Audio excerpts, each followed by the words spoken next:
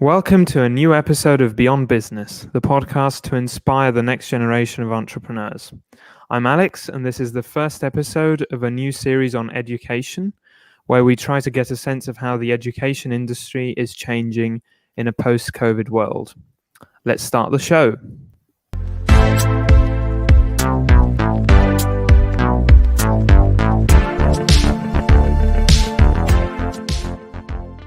Today, we have our first English-speaking guest, Luis Dinis, GMP Partner Manager at Google. Hello, Luis, and thank you for coming on the podcast.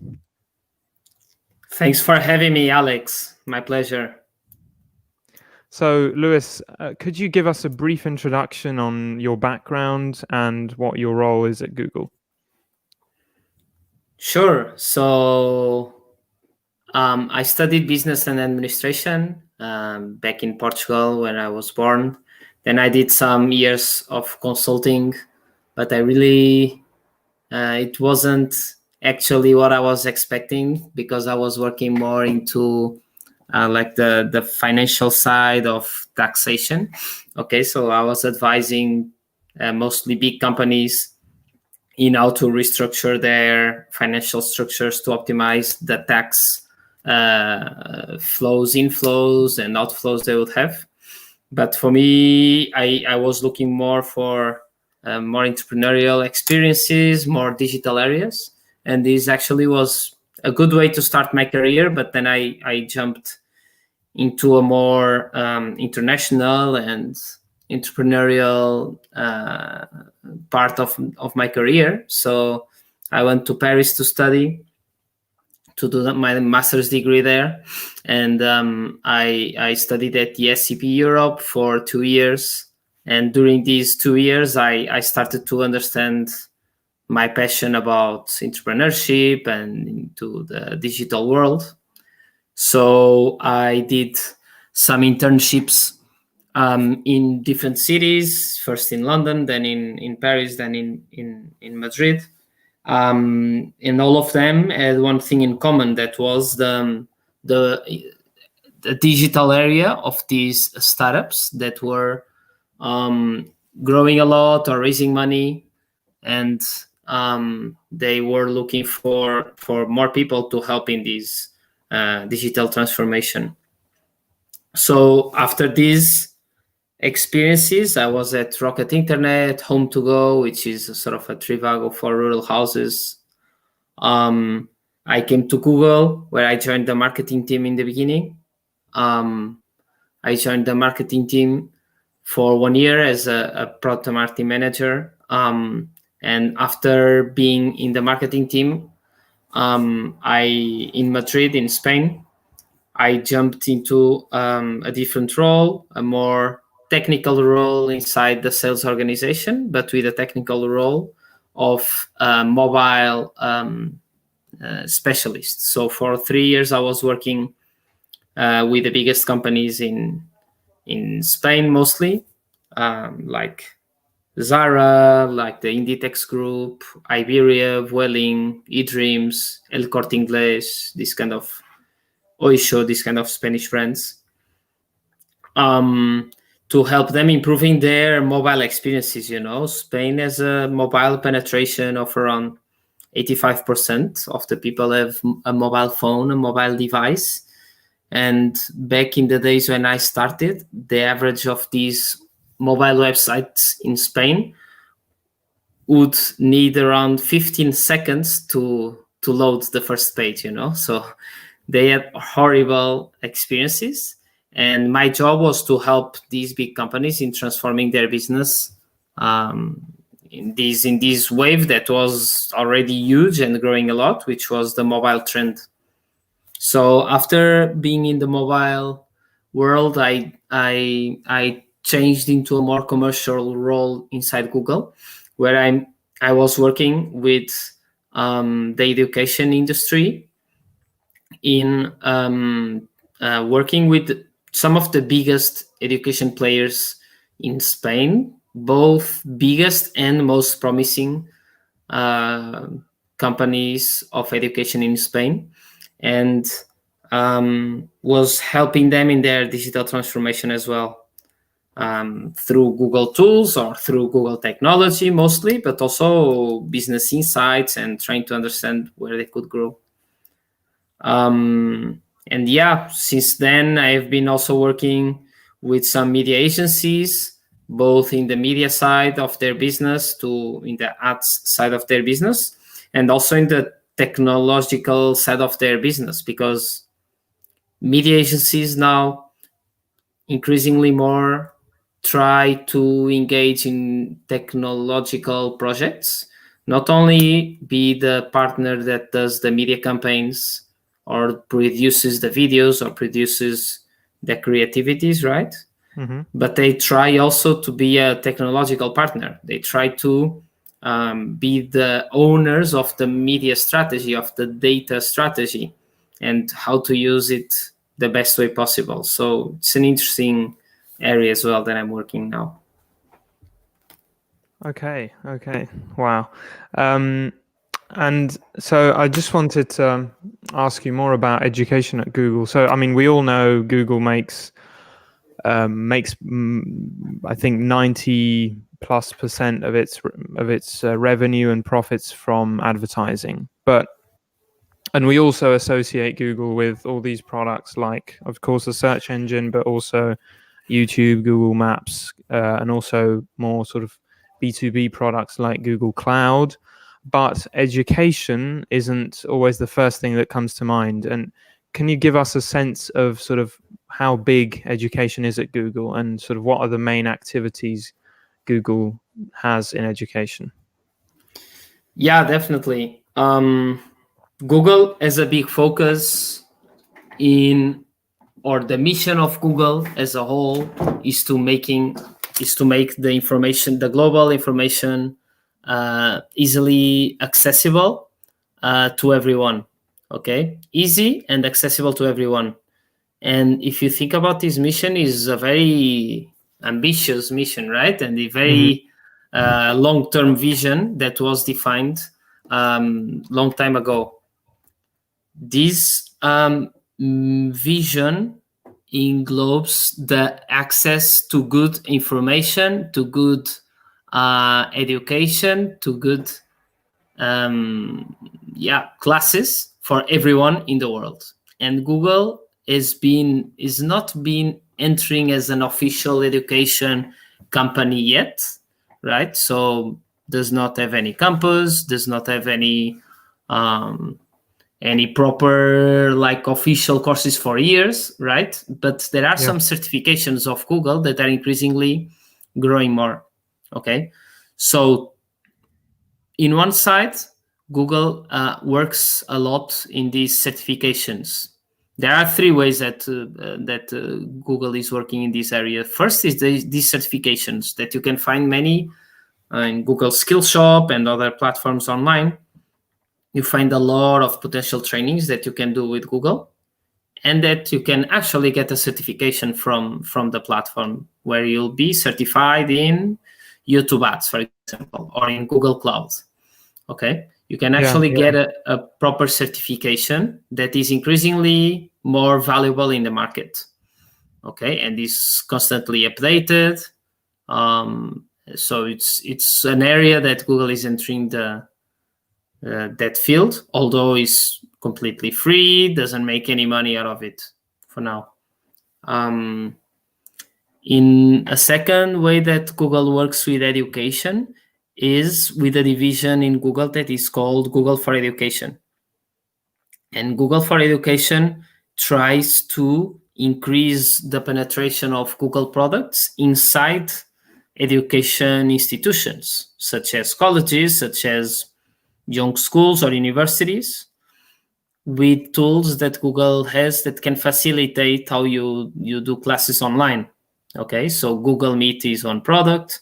Google Classroom is another one, where you simulate a classroom online. Jamboard is another one, where you can have like a board and you can draw in the board directly online. There are many different tools that Google for Education tries to push into institutions, always, of course, together with our hardware suite, such as Chromebooks, such as phones, such as Chromecasts when needed, so together with the suite of Google. And third, I was working more into the third area, although I also worked a bit in the second one. Google tries to be a business partner of many companies. Okay, many companies, as I was working and I said before. And some of those companies can be education companies. How do we try to engage in a business partnership with these companies? We try to help these businesses growing their presence and growing their success online, basically. And how do we do that? So, as you can imagine, Google understands quite a lot of digital or online experiences, has a lot of historical on how the user behaves, what is the user experience that the user likes, how it changes, how can you make your website fast, how can you do your first-party data or data in general strategy and use it well. We also have a lot of searches every day, billions of searches that are done in our platform. So there is a lot of information that we can, if we work on it well, and of course complying with all the legal requirements, like privacy is priority number one in Google, you can take some pretty interesting conclusions. So part of my job was, for example, helping my clients, my universities, understand where could be the biggest market for them. If they offer courses of an MBA, where are people around the world looking more for MBA? Okay. Or as simple as where are people looking more for the keyword MBA online instead of MBA, which means that they are more probable to be willing to study online. Okay, so if you want to launch a new MBA in some market, you can have this kind of analysis. Okay, or then you do the skill gap analysis, where you are offering the programs and where is the market demanding, right? And you'll understand where it can be your opportunity. You can also do analysis. The strategy? But would you build the strategy to would you just be sort of the knowledge partner to the institutions, or would you actually help them to build a strategy to launch, for example, a new course or something like that? Yeah, that's a very good question. It depends a lot on the institution, and they are the owners of the decision, right? They are the ones that take the decisions. If they accept us give me just a second. Sorry. Yeah, no problem. If they give us, if they trust us and they want our help to do that, we are more than happy to help them in growing more their business. Okay, if they want to do it themselves and just want us to advise them on growth areas, are also happy to do that. So it really depends on the willingness of the company. Okay, and so you do operate with Spanish education institutions, right? Or would it be more? Would you also help sort of more globally? Mostly Spanish, yes. Although they could operate worldwide, they could operate in many countries or worldwide, and would be helping them in their international expansion. Okay, but mostly, if the headquarters would be based in Spain, we'll try to work with them. Okay. And so you mentioned certifications or certificates earlier. In August, Google announced that they were going to be adding this certification program for which, like after 6 months of an online course, such as product management or data science, for only about $50 a month, you could then sort of apply to Google. And the senior VP of Global Affairs, Kent Walker, said that these certificates would be treated as the equivalent of a 4-year degree for related roles. That's quoted. So, like, this is really, really interesting because I think it shows there's a lot of movement going on, or that's about to happen in the education space, in particular ways that the education system, especially in the US, has become too expensive. A caste system where only the top 1% of people can actually really afford going to university and getting and prepping for all the university. And I think like these micro certifications that already exist, for example, EDX or Coursera, do some things that are similar. But I was curious to hear your opinion on this. Like, why is Google doing it? What are the advantages for Google? Like, why should a company consider perhaps doing a course like that? And what do you think in general the sort of more medium to long-term changes in the education system might occur? So in terms of Google decision, I mean, these are typically very global and centralized decisions that are not shared with a company worldwide normally, because there can be many reasons, right? And I can have my more or less personal opinion, but why the decision was taken and why Kyle just said that we actually don't have like private information in these kind of topics, more internal information on these topics. My view, completely personal view, is that Google sees that the company has a lot of knowledge that does not exist out there in the market. And we actually do a lot of trainings with our agencies and our advertisers in the local markets, where we do these kind of trainings. And we see that the companies do not have these kind of skills, and we just do them for free. This all over the world, not like in Spain, like in all over the world. Google is doing trainings to companies for free on digital skills. Can be data science, can be measurement and attribution online of their advertisements, can be about digital technology to improve the ad success, and this completely for free. So my personal view on this is that Google realized that why do we do it so much for free worldwide, and why can't we understand or test if this can be monetized somehow? So there is a lot of good talent internal. The cost downside isn't so big. I think the potential upside can be big. So I've never done the numbers on this, but can be an interesting new area of business. But I mean, I don't have like a more professional or internal view on that. Actually, it's mostly personal one. So yeah, in terms of how I see education changing, you mentioned a couple of players that are super interesting, right? EDX or Coursera.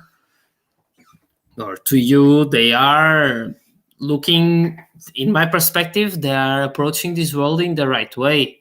There is so much, as I said before, so much online information, so much good content online, so much information on what the students are looking for, what are the skill gap that exists out there in the market. And this, I mean, if you think about it 5 minutes, you'll understand clearly that there is way more demand of data scientists or developers or SQL developers than supply of these kind of skills, right?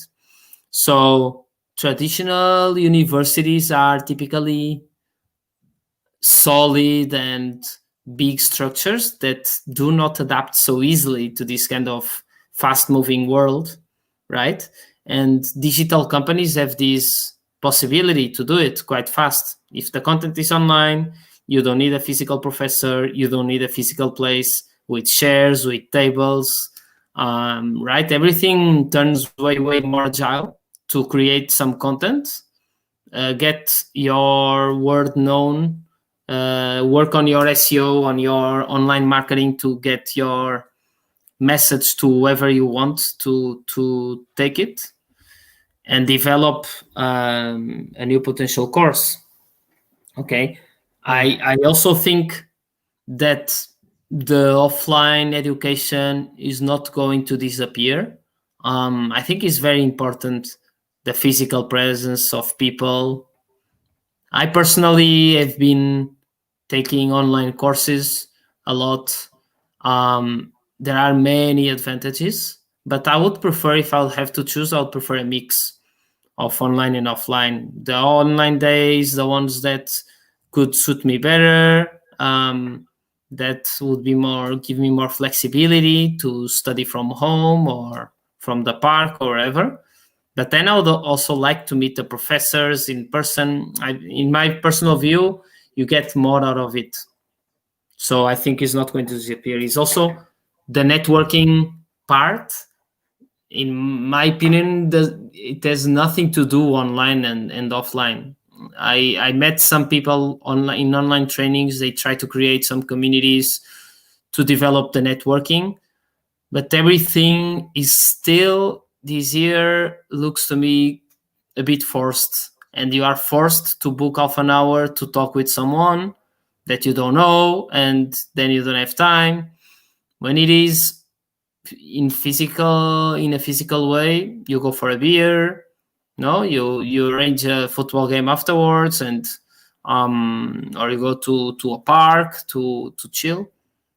It's quite different in my view. But I think this sector is super interesting. There are many new companies entering this world, trying to gamify education, for example, with some gaming, with some games for kids. I worked with a very interesting company that was doing math exercises through gamification, through an app where the kids, of course the parents, not the kids, but the parents of the kids would pay a monthly fee for the kids to learn, play and learn at the same time maths. It's a very interesting way. There are also new concepts of turning it more gamified, such as Kahoot, that you all learn now in some conferences we played. There is a business model that I like a lot, which is ISAs, which are income share agreements, where basically these companies try to finance students as if they would be like an asset, and they are financing students to go to certain universities because they know the student will leave that university with a salary that can pay it back with an X% of interest rate. So why not investing in personal talent if you know that that personal talent has a high probability of going to a very good job afterwards, and give you 2% of their salary during 5 years. Yeah. It's a very interesting business model that is growing quite a lot now. Yeah, and actually we're going to have another conversation like this one with a startup in Italy that's doing a very similar thing. So that's going to be really interesting to talk about that when they come on. It is indeed. And also, because at this point, how can institutions and sort of existing universities take advantage of these changes in your view? Like, having consulted sort of and having worked with them, do you think universities in Europe or in other countries are ready or have the digital expertise or the innovative approach to sort of manage a big shift like the one that's looks like it's going to happen? Or what do you think? I don't think so. I don't think they have. I think US universities are already doing this for about 2-3 years. They are trying to transform their contents in a digital way. And actually, I did some courses with American universities.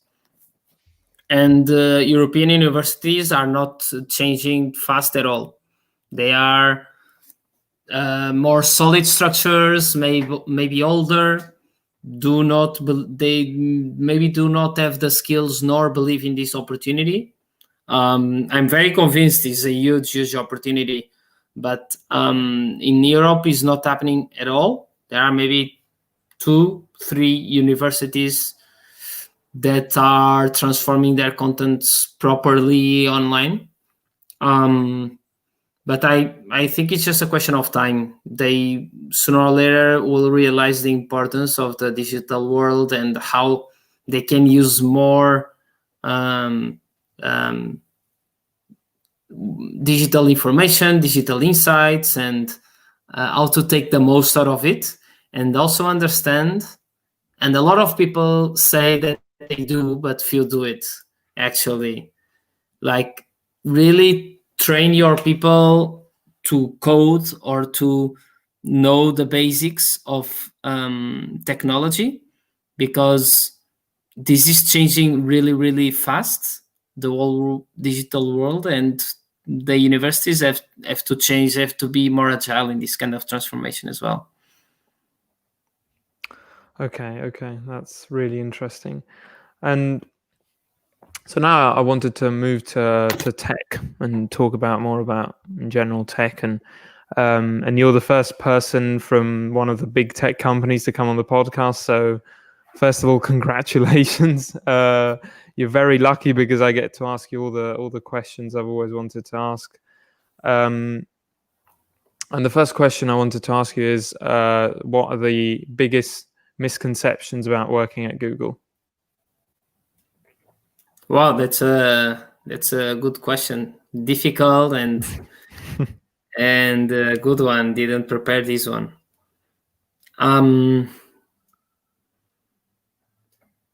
I think there is. I can go more into detail, but most things that are said about Google, I think they are truth. Most of them, but you have also always to be careful where you read your information, right? You can look for a certain article in Google, and you can find about Google, and you can find two different things about the same reality, right? So you can find articles that in Google people don't work a lot of hours, and I'm sure you can find articles that will tell you that in Google people work a lot and work on weekends. I'm sure it's going to exist, but misconceptions, I would say that people, there is the feeling that is a super relaxed company, that everything works smoothly and no rush, no stress. It's just very good and very chilled. That's, I think, is an important one. And although it's true that it is chilled and it is a very open company, it's also true that people in the company, and the more you grow, the more your initial culture is diversified, right? And you cannot keep the garage culture you had when you were 10 people, when you are now 100,000 people. So although it's chilled, it's also very demanding as well, because you are working with people that are very ambitious and want their projects to be successful and want the projects to be fast. So it is a very fast-paced company that allows you to not work a lot of hours, but the hours that you work very productively, and you have to pay attention and be fast in doing your things. So although it's true that we don't work the investment banking hours or the consulting hours, it's also true that the time that we are working is a super intense time, and you don't have time to breathe a lot of times. And then yourself, you have to put a top on your time that you work, because the work is infinite pretty much. So or you stop it yourself, or it never stops. So I think that one is one. Another myth that I like to mention about Google is the Googliness component. That, not sure if you heard about it, but Googliness. Explain it for the listeners. Googliness concept is one of the 4 interviews that are done when you are in the recruitment process for Google. There are other 3 that are more tangible. One is more role-related knowledge, the other is more general cognitive ability, and the other is more leadership. So 3 that are more, let's say, commonly accepted in the world, in the industry, right? That are more related with the job. And Googliness is a 4th, and typically is the last check that recruiters do, which is believed to be known as if you are a nice person, and if you do the airplane test, right, that you'd fly with that person during 8 hours if you'd be a good person. So a lot of people associate it to, you just need to look nice and it's fine. You just need to look, you are a cool person and it's fine. But actually this concept goes beyond this friendly way of speaking or behaving. It goes more into a more intrinsic part of your profile, meaning if you are like an ambitious person, although you are chilled, you are an ambitious person, you have goals in your life and you fight for them.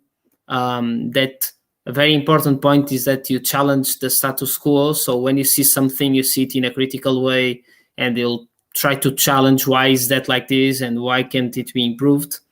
So Googliness goes way beyond the chilled way of looking at it, and is more the attitude that you have towards some problems. Okay. Yeah. And I would say, third, I would say the scrutiny that exists nowadays, these last weeks and months around Google, and that Google can be the bad cop on the digital world and can be stealing information of people and being abusing of monopolistic positions. In my personal opinion, is super unfair for Google because never saw a company that is so focused in improving the users' experiences, giving the users what they need to support social causes, to work on products that are free globally, which is incredible if you think the quantity of products that are since the beginning of the company, not because the company has money, but since the beginning are just for free, like products that we all use every day. You just use them without paying a cent. If you think about the positive things that are done around that, I think a lot of people don't think about it and just assume that you can have Google Maps for free forever because you don't have to pay for geolocalization with all the information of restaurants or beach or bars or clubs. You just don't need to pay because you have it, right? It just Google has it. So it's a misconception that if you would lose all those products, I think a lot of us would notice that, wow, that company actually was doing something well. I mean, yeah, of course everyone sort of, I'm sure everyone would agree with that. It's just this was the next question I was going to ask, is that, so it's perfect. It's more to sort of talk about antitrust and have you seen The Social Dilemma? Have you watched the documentary? Yes.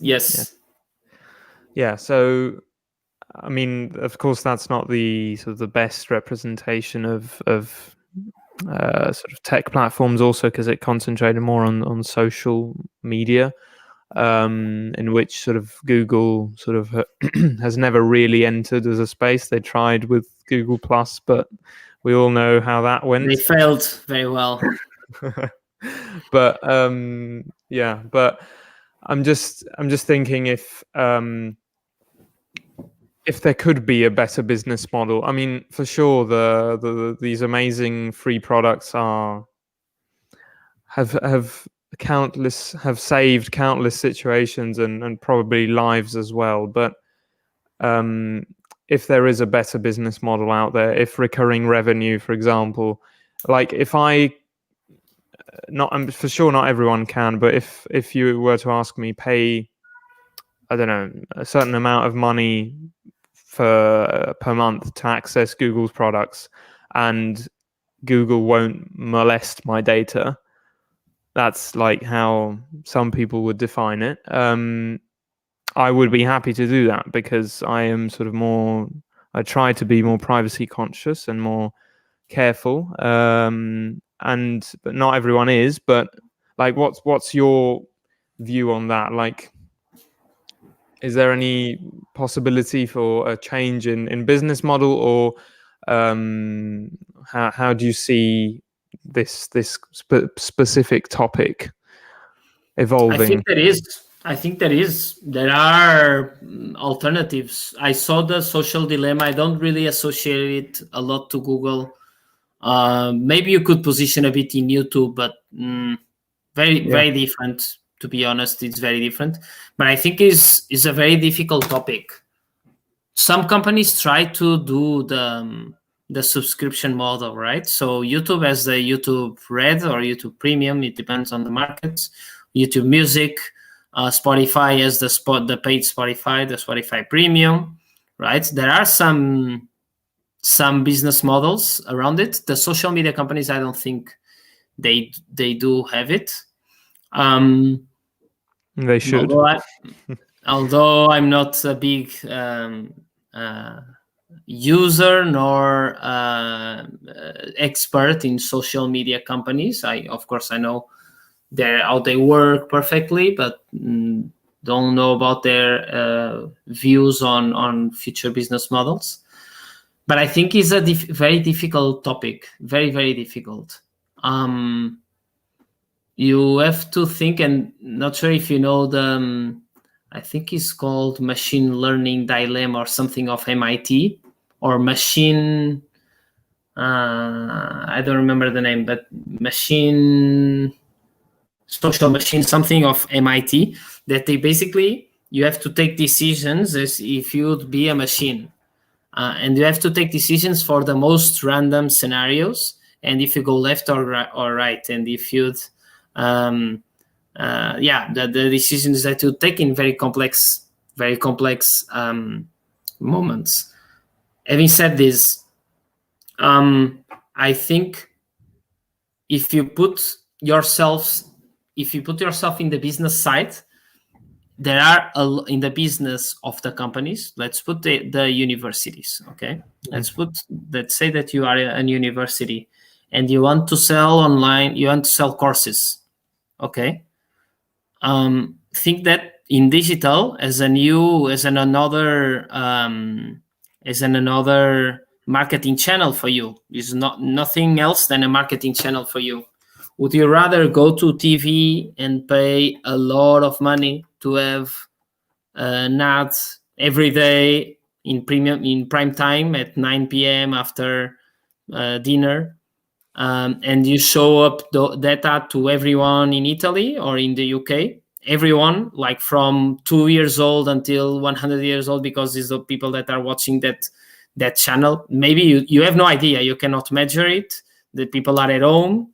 You don't know who is doing that. Or would you rather invest in people that are between, so let's say the MBA case that I said before, people that are between the 25 years old and 40 years old, that live in big cities, that have big good jobs, that potentially would have money to pay an MBA, came from good universities, So when you put yourselves in the company's shoes, there are a lot of advantages in doing that well, right? In spending their money the best way possible, and that's what I believe social media companies try to do, is like position your message to the right person at the right time, so you can profit the most for your business. How do you use the personal information of the people? That's super it's key and is critical for these companies to survive. I think the moment, and there were already some moments that some companies were thought about or were accused of using that information in the wrong way, like Cambridge Analytica or something. That is super hard. For me, it's super important and should not be allowed at all. The way that you find that the information is not being used in the best way. And for that, I think there should exist more regulation and more tougher fines for this kind of cases, because everything goes well if the companies are in good hands. If the companies suddenly are managed by the wrong people, it could go wrong. Yeah, I mean, when you have some I can't remember how old the Zuck is, but there's no way he's ever going to get fired from that position, or the board is never going to get rid of him, because he has a certain percentage of rights that gives him majority over all decisions in the company. So anyway, that's what we'll see. But I mean, I agree with fines. And how do you think these antitrust cases are gonna evolve in the US? Like, do you think there's going to be some movement around Facebook, Google, Twitter, other platforms, or is it more just smoke generated by the Trump administration or sort of US government in general? I mean, each case is a case, right? You cannot generalize and say that everyone should be fined, that everyone does it in a bad way. I think there is a lot of lack of knowledge in the courts as well when taking decisions. If you saw some of the questions that were asked to the leaders, to the tech leaders, you clearly understand that a lot of people do not understand a lot how it works. And a lot of these things that we can be talking about can actually be true, can actually be legal. I'm 100% sure that a lot of what's happening in these antitrust accusations are legal. A lot of them, not all, I'm not saying all, but a lot of them, I'm pretty sure. So I think each case is a case. If I'll have to talk about Google, I think from what I see, Google is not doing anything wrong from what I see. But of course, I have limited information, of course, and I don't have access to all the information that exists out there, or to all the actions that were taken. What I also think is that the bigger you are, the more exposed you are to scrutiny, And if you think about it, all the tech companies go to this kind of antitrust listening sessions, right? Everyone, and there's no criteria. So I think it's part of the size, and it's normal. The number of big companies that you do not see being accused of something, I mean, it's very rare. Very, very rare. Okay. So I'll ask the last question, and then we'll say goodbye to each other for now. But sort of moving more into advice for students and for our listeners.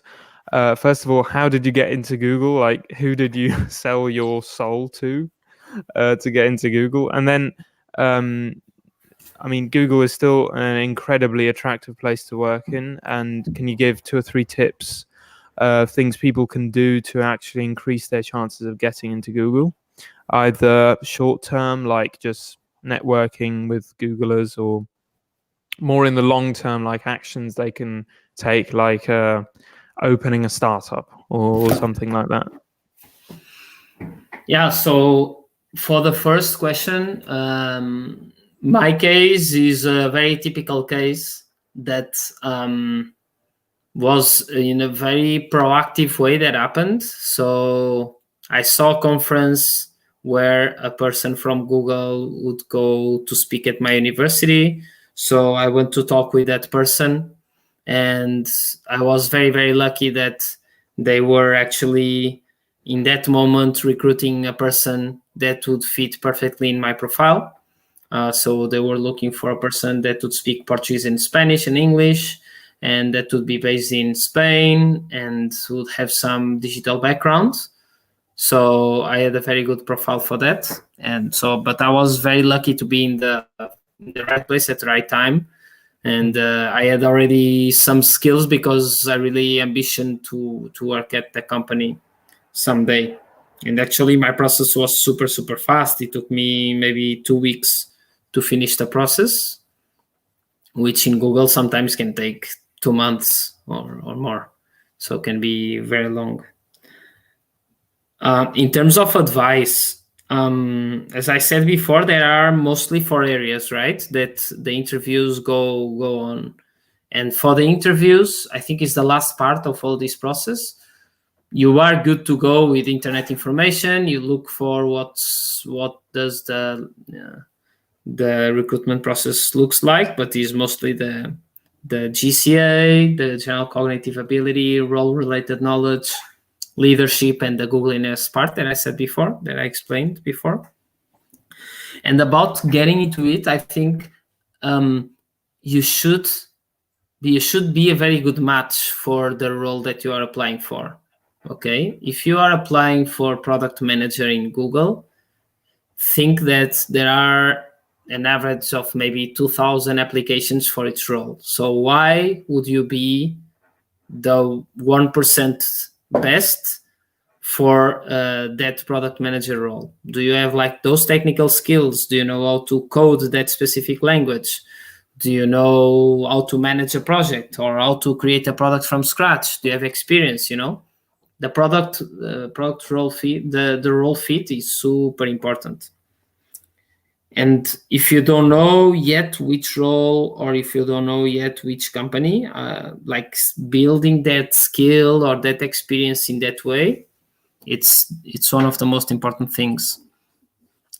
The networking part, as you saw in my case, is also super important, because I would say more than 70-80% of the people in Google enter with a referral from a Googler. So getting to know someone in the company that could eventually invest on you and trust you to give you a referral, I think that is super, super important as well. And then as third, I would say to try to look of what would differentiate yourself from another person, and how can you tell your story. And this works for most of the companies, right? Like, why are you special? Why are you different? And how can you enrich your curriculum, like you, Alex, that you built the podcast from scratch, and you did something very innovative that not everyone does, right? Like, all of us have the chance to create a project from scratch and learn with it and fail and learn and fail again and grow. And with all those experiences that you differentiate yourself from the crowd, you'll learn a lot. You'll enjoy a lot with those experiences, I'm pretty sure. And you'll feel that you have something special, that the moment that you'll apply for a certain company, you can tell your story in a different way than everyone or than other person that did school, and that's all. Okay. Well, thank you for thank you. Yeah. Thank you for the kind words, and thank you in general for all the advice you've given today. And I think, it was great to talk to you. And if you have any final remarks or any, I don't know if you have like social media where people can follow you, or if you have a final message you want to send. Yeah, definitely. You can follow me on LinkedIn or on social media. As I said before, I don't use a lot social media. I think my last picture in Instagram maybe has, I don't know, maybe 3 years. I'm not sure. But LinkedIn, I'm there by my name. If you look for me, you'll find them. You'll find me, and happy to connect, of course. And of course, thanks, Filippo and Alex, for having me today and for the invitation. My pleasure to be here with you.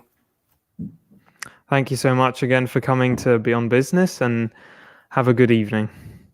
Thank you. Bye. Bye-bye.